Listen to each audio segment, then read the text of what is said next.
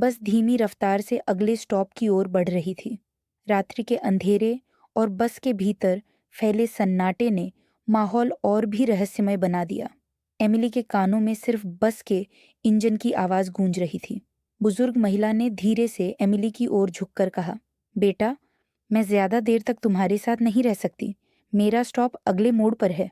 लेकिन मेरी मानो, उस आदमी से दूर रहो। वो सही नहीं लग रहा। उसकी उंगलियां, मैंने एक झलक देखी थी। वो बिल्कुल सामान्य नहीं थी।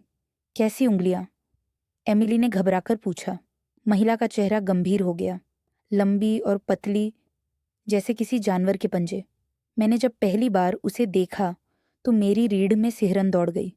मैं यह नहीं कह सकती कि वह कौन है, लेकिन इतना पक्का है कि वो इंसान नहीं है। कुछ तो छुपा रहा है। एमिली के रोंगटे खड़े हो गए।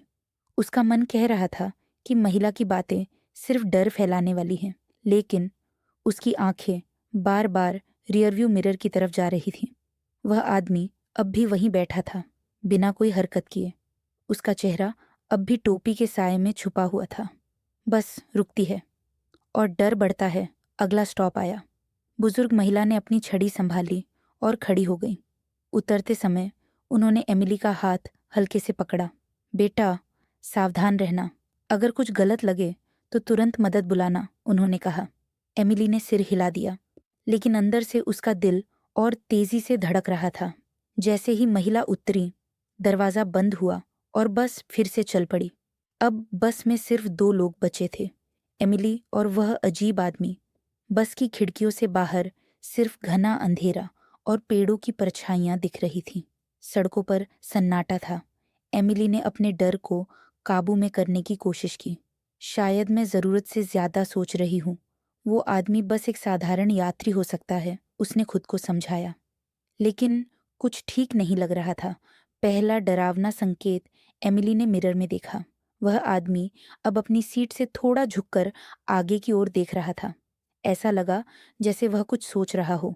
लेकिन फिर उसने अचानक अपनी गर्दन को बाईं ओर घुमाया। एमिली ने झट से नजरें हटा ली। उसकी सांसें तेज हो गईं।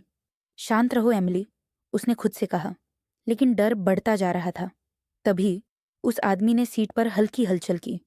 उसकी कोट के अंदर छुपे हाथ अब बाहर आ चुके थे।